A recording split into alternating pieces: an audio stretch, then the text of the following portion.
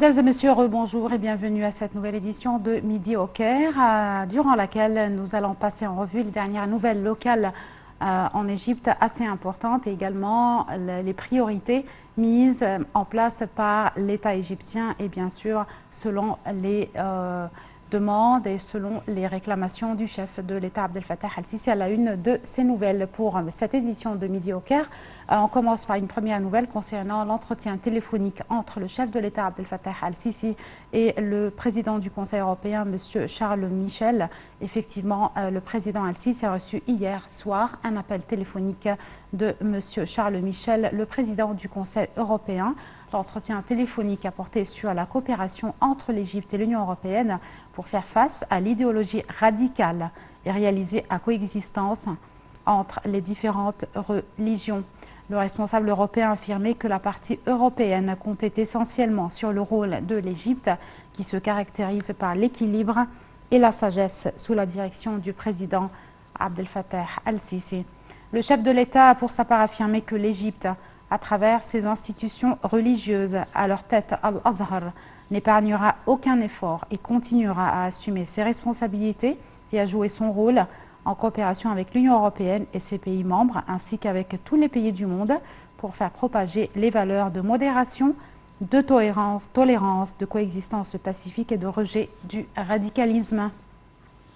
Le chef de l'État Abdel Fattah al-Sisi a inspecté hier aussi plusieurs projets et chantiers de travail dans la nouvelle capitale administrative. Sur un autre plan plutôt local, après cet entretien téléphonique et entre-temps plutôt le chef de l'État donc, comme je l'ai cité il y a quelques instants, il avait inspecté hier aussi plusieurs projets et chantiers de travail dans la nouvelle capitale administrative. Le président al-Sisi a notamment visité le quartier financier, le centre culturel islamique, des quartiers résidentiels, ainsi que le quartier gouvernemental qui arbitrera les sièges des différents appareils et institutions de l'État.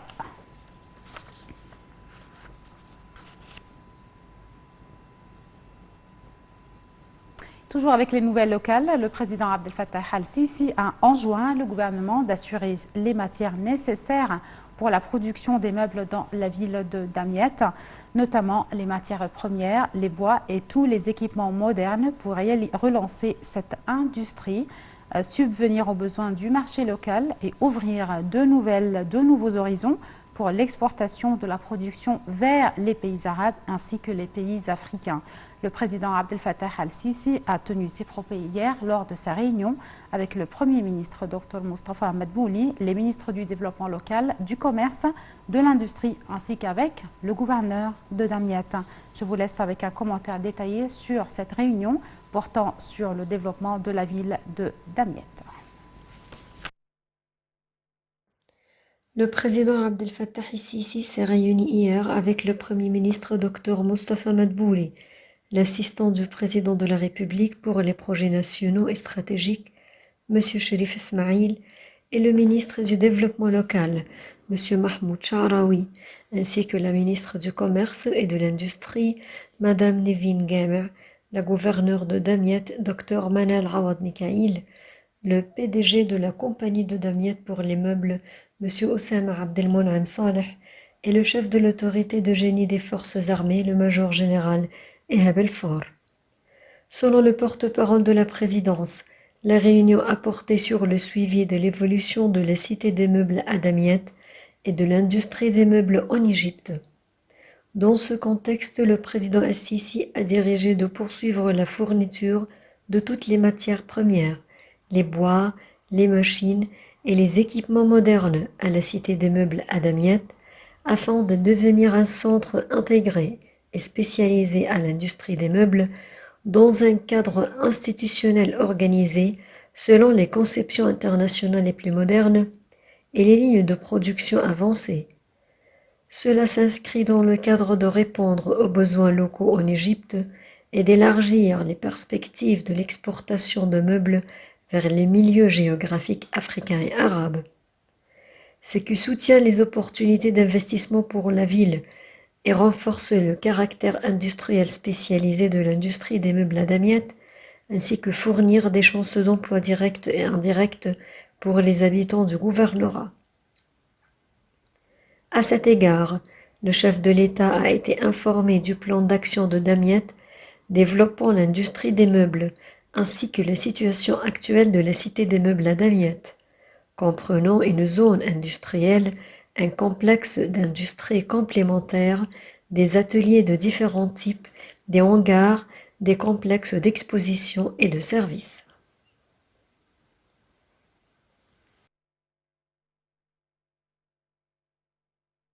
On passe aux négociations concernant le haut barrage de la Renaissance. Les ministres des Affaires étrangères et de l'irrigation de l'Égypte, du Soudan et de l'Éthiopie se sont réunis hier en présence des délégations techniques, des observateurs de l'Union africaine, de l'Union européenne et des États-Unis. La réunion s'est focalisée sur les moyens à même de revigorer les négociations sur le grand barrage éthiopien.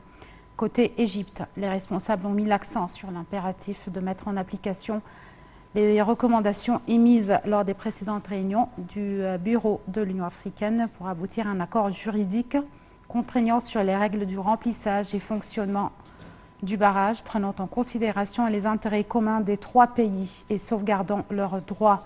Les réunions reprennent aujourd'hui en présence d'un représentant technique et juridique de chaque pays pour examiner les mécanismes de négociation au cours de la prochaine période. Ils doivent remettre les résultats de leur discussion à la réunion des ministres des Affaires étrangères et de l'irrigation qui est prévue mardi.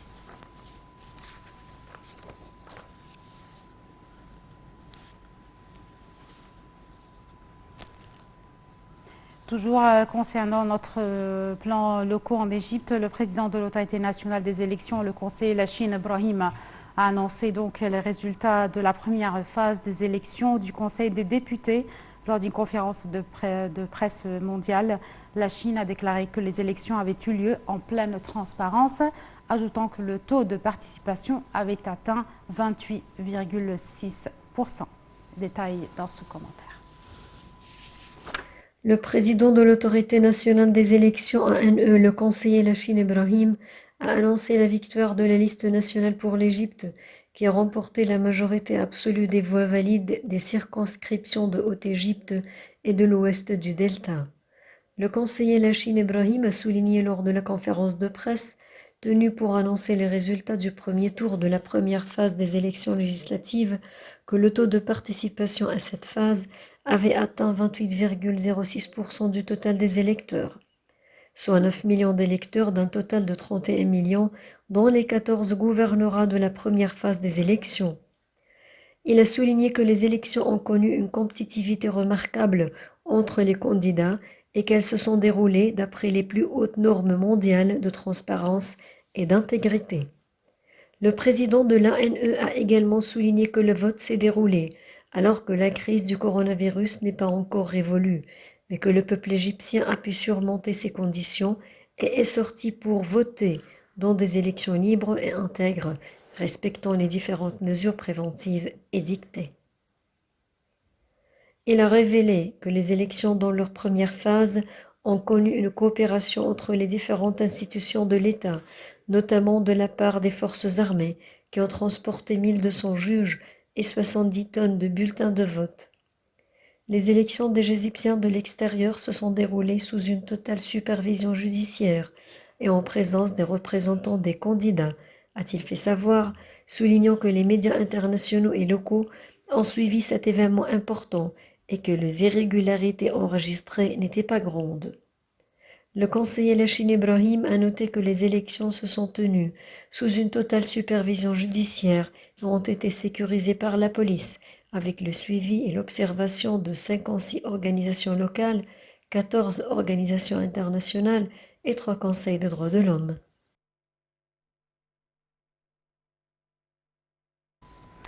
On passe aux nouvelles du Parlement. La Chambre des représentants, donc dirigée par Dr Ali Abdelael, a approuvé au cours de la session plénière du Parlement hier la décision du président Abdel Fattah al-Sisi de déclarer l'état d'urgence dans le pays pour une période de 3 mois. La commission générale s'est réunie sous la direction de Dr Ali Abdelael, président du Parlement.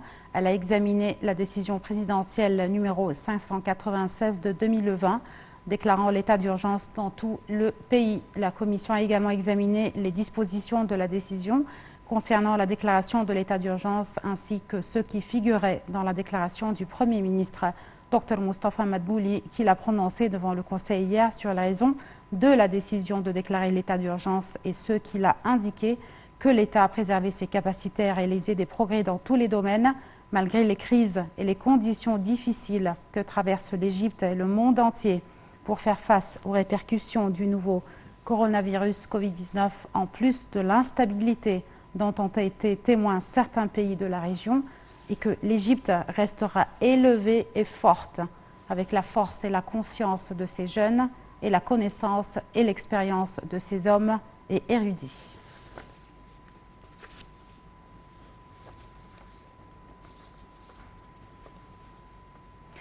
Une des nouvelles aussi, la ministre de la Planification du Développement économique, Dr Hala Al-Saïd, a déclaré que le montant des programmes devant être mis en œuvre par le Conseil national des sports dans le plan 2020-2021 s'élève à 2 milliards de livres égyptiennes. D'après le rapport publié par le ministère, Dr Hala Al-Saïd a affirmé que le nombre de bénéficiaires de ces programmes est de près de 2 800 000 de personnes. Préparer les jeunes physiquement et intellectuellement, activer leur participation à l'action nationale est l'une des questions de développement les plus importantes, vu qu'ils constituent une frange importante de la population et de la force productive, ce qui fait de leur participation un facteur efficace dans le développement de la société et ouvre de larges horizons pour le progrès et la prospérité à l'avenir, a déclaré Dr Hala Al-Saïd.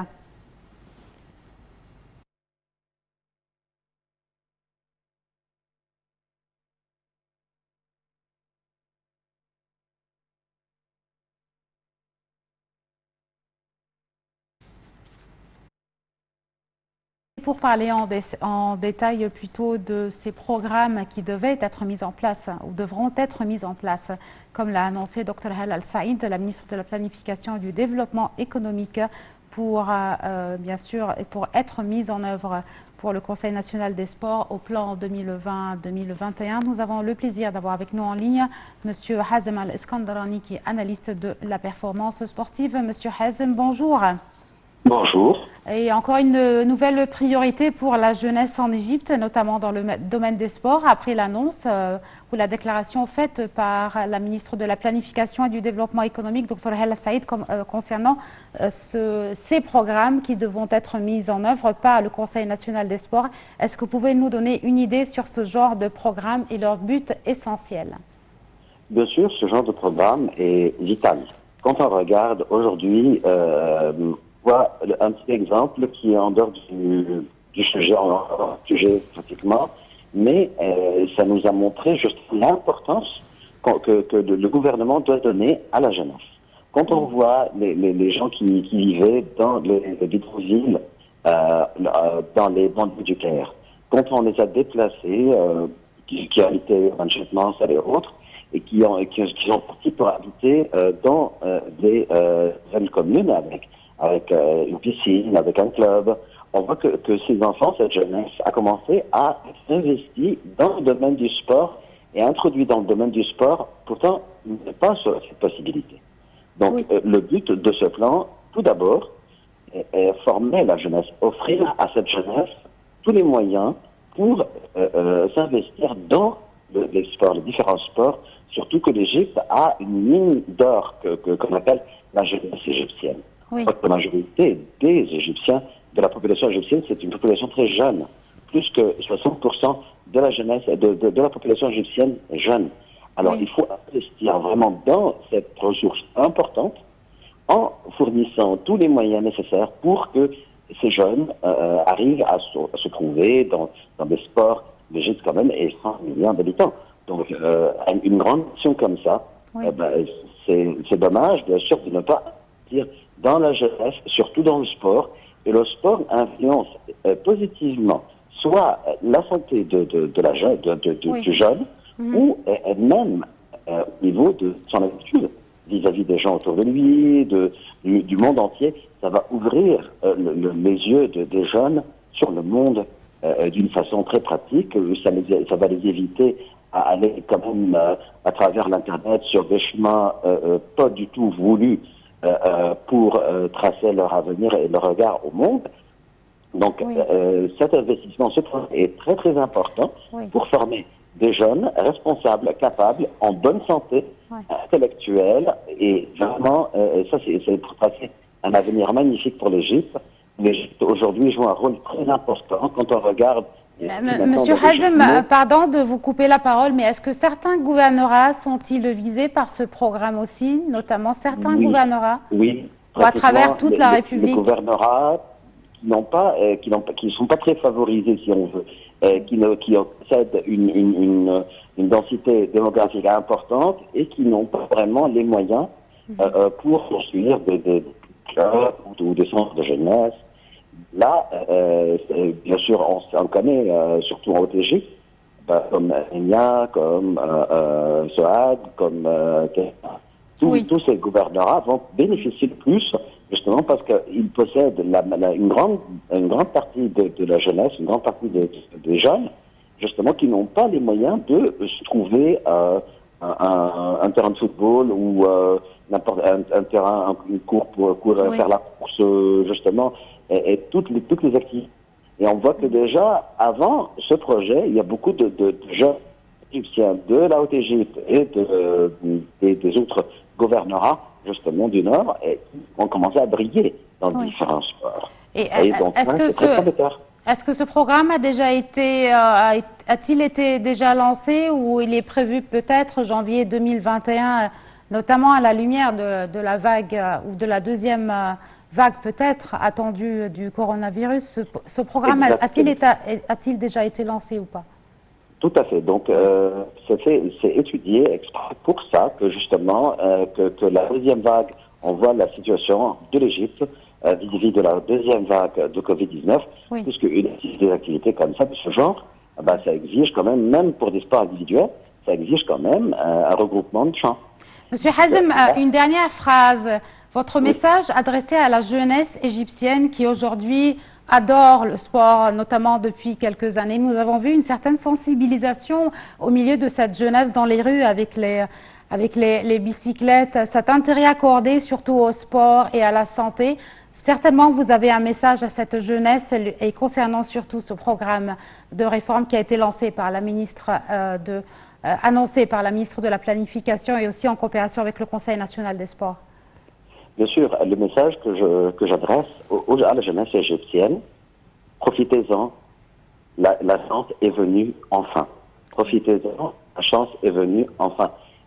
Pour tracer un bel avenir pour vous et pour notre pays, notre cher pays, n'hésitez pas à abandonner l'idée de passer des heures devant l'Internet, devant vos écrans, en faisant rien. Non, sortez, respirez, prenez de l'air frais, faites des connaissances, faites des équipes de sport. Votre vie sera meilleure, vous serez plus productif, vous serez plus utile que n'importe qui. Au lieu de rester comme ça, bougez les familles, ça va être bien pour vous et pour votre avenir. D'accord, merci beaucoup. Monsieur Hazem Al-Eskandarani, vous êtes analyste de la performance sportive. Merci de votre intervention avec nous aujourd'hui à cette édition de Midi au Caire. Merci.